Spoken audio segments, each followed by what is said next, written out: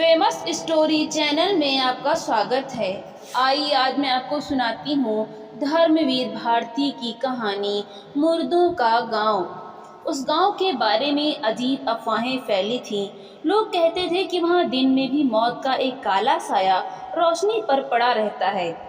शाम होते ही कब्रें जमाइयाँ लेने लगती हैं और भूखे कंकाल अंधेरे का लबादा ओढ़कर सड़कों, पगडंडियों और खेतों की मेड़ों पर खाने की तलाश में घूमा करते हैं। उनके ढीले पंजरों की खड़खड़ाहट सुनकर लाशों के चारों ओर चिल्लाने वाले घिनौने सियार सहम कर चुप हो जाते हैं और गोश्तखोर गिद्धों के बच्चे डैनों में सिर ढांप कर सूखे ठूठों की कोटरों में छुप जाते हैं। इसी वजह से जब अखिल ने कहा कि चलो उस गांव के आंकड़े भी तैयार कर लें, तो मैं एक बार कांप गया।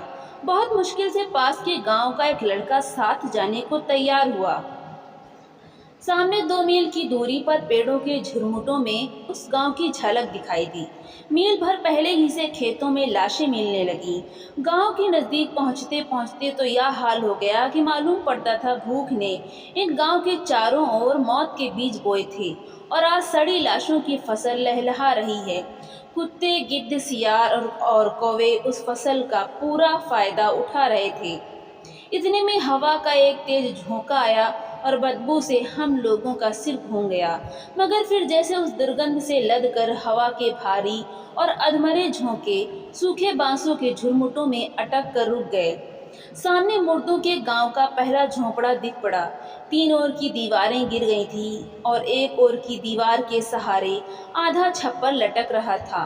दीवार की आड़ में एक कंकाल पड़ा था। साथ वाला लड़का रुका।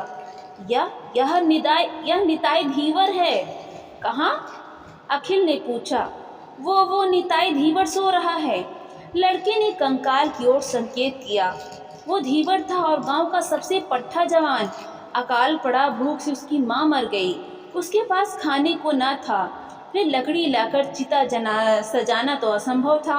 उसने अपनी नाव बाहर खींची, माँ के शरीर को नाव में रखा, ऊपर से सूखी घास रखी और आग लगा दी।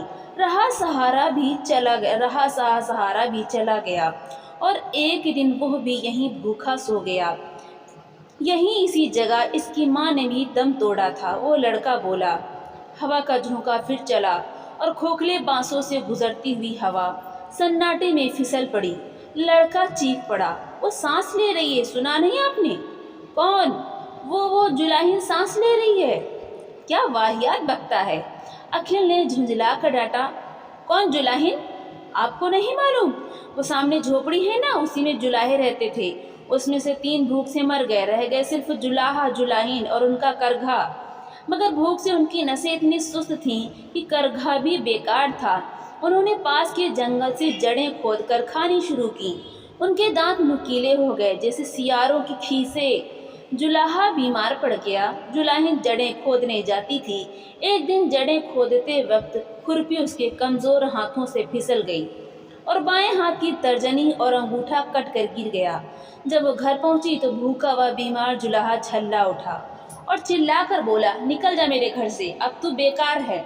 न करघा चला सकती है, न जड़ें खोद सकती है। तब से जुलाहिन का पता नहीं है, मगर कुछ लोगों का कहना है कि वो भूत बनकर गांव की कब्रों के पास घूमा करती है। वो अभी भी सांस ले रही थी, सुना नहीं आपने? अखिल ने मेरी ओर देखा और मैंने अखिल की ओर। हम दोनों आगे बढ़े और जुलाहों के झोपड़े में घुसे। लड़का ठिठका, मगर हिम्मत दिलाने पर वो भी आगे बढ़ा। हम लोग अंदर गए। लड़के ने अंदर से किवाड़ बंद कर लिए और हम लोगों से सट कर खड़ा हो गया। वो डर से कांप रहा था। सामने आंगन में 3 कब्रें आसपास खुदी हुई थीं। बीच की कब्र में एक बड़ा सा छेद था। उसमें से एक बिज्जू निकला और हम लोगों को डरावनी निगाहों से पल भर देखकर सिर झटका और फिर कब्र में घुस गया। आंगन में किसी मुर्दे के सड़ने की तेज बदबू फैल रही थी। अखिल ने अपना कैमरा संभाला और फोटो लेने की तैयारी की। इतने में पीछे की किवाड़ खड़क उठे। मेरे रोंगटे खड़े हो गए। अखिल बोला, कोई सियार होगा। किवाड़ को किसी ने जैसे बार बार धक्का देना शुरू किया। मैंने सोचा शायद जिंदा आदमी की गंध पाकर गांव भर के मुर्दे ہم پر حملہ کرنے آئے ہیں۔ میرے خون کا قطرہ قطرہ ڈر سے جم گیا۔ لڑکا بری طرح سے چیخ پڑا۔ اکھل دھیمے دھیمے گیا، دھیرے سے کواڑ کھول دیا، اس کے بعد بری طرح سے چیخ کر بھاگا اور میرے پاس آ کر کھڑا ہو گیا۔ میں بدحواس ہو رہا تھا اور آپ کو یقین نہ ہوگا میں نے دروازے پر کیا دیکھا۔